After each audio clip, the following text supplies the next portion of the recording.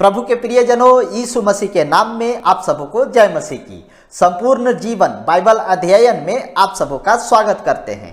प्रियजनों, यदि आप हमारे चैनल पर नए हैं और संदेश को पहली बार देख रहे हैं तो आपसे विनती करूंगा कि चैनल को सब्सक्राइब जरूर कर लें और परमेश्वर के साथ संगति में जुड़ जाएं।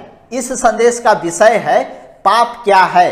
प्रियजनों, बहुत से सेवक लोग पाप की व्याख्या अलग अलग प्रकार से करते हैं, पर स्पष्ट रूप से बाइबल पाप को किस प्रकार से परिभाषित करता है यह आप जान लीजिए।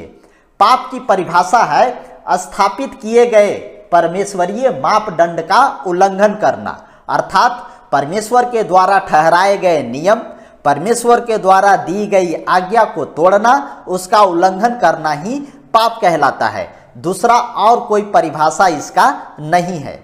ध्यानपूर्वक समझिएगा आगे बात को।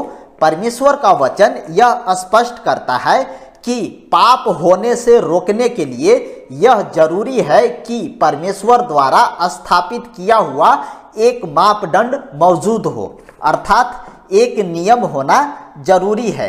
क्यों जरूरी है? जब तक हमें कोई नियम नहीं दी गई होती, जब तक परमेश्वर ने हमें कोई आज्ञा नहीं दी होती, तो हम कैसे जान पाते कि क्या सही कर रहे हैं और क्या गलत कर रहे हैं?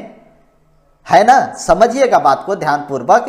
नियम से ही तो हम जान पाते हैं ना कि क्या सही है और क्या गलत है, और वही हमारे पास नहीं होता तो हम कैसे जान पाते? समझिएगा बात को। जैसा कि वचन में लिखा है, रोमियो अध्याय 5 पद 13 लिखा है, व्यवस्था के दिए जाने तक पाप जगत में तो था, परंतु जहां व्यवस्था नहीं वहां पाप गिना नहीं जाता। इस वचन के अनुसार आप क्या समझते हैं? यही ना कि जिस जगह पर परमेश्वर का कोई नियम नहीं दी गई थी, जिस देश में, जिस नगर में, जिस स्थान पर कोई व्यवस्था नहीं दी गई थी, वहां पर पाप गिना नहीं जा सकता था। इतना लोग पाप में बढ़ गए थे। क्यों बढ़ गए थे? कैसे पता चला?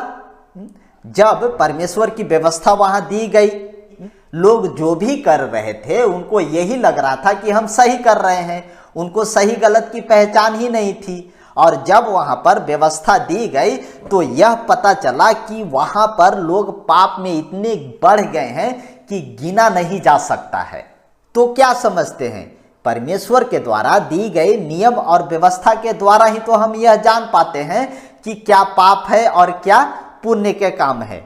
गलातियों की पुस्तक अध्याय 5 पद 19 से 21 तक में जो सांसारिक गंदे कामों का वर्णन दिया गया है, वहां पर क्या आप समझते हैं? ध्यानपूर्वक जब पढ़ेंगे तो आप यही समझेंगे कि वहां पर परमेश्वर ने आज्ञा ठहराया। आज्ञा क्या ठहराया? कि हमें और आपको ये जो सांसारिक गंदे काम है इसे नहीं करना है। यदि हम उसे कर देते हैं तो हम परमेश्वर की आज्ञा का उल्लंघन करते हैं, परमेश्वर की आज्ञा को तोड़ते हैं, और परमेश्वर की आज्ञा को तोड़ना ही तो पाप है। परमेश्वर की आज्ञा को तोड़ना ही तो पाप है। बाइबल में जहां कहीं भी पाप हुआ, जो भी व्यक्ति ने पाप किया, वहां पे क्या हुआ? परमेश्वर की आज्ञा को तोड़ा। आदम हव्वा ने जो शुरुआत में पाप किया, उसने क्या किया? परमेश्वर की आज्ञा का उल्लंघन किया, तभी तो पाप बढ़ा।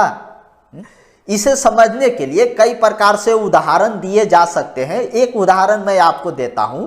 हम अभी भारत देश में रहते हैं, तो भारत देश में है तो हमारे ऊपर कई प्रकार के नियम और कानून लागू होते हैं, और उसी नियम कानून के दायरे में रहकर हमें जीवन बिताना होता है।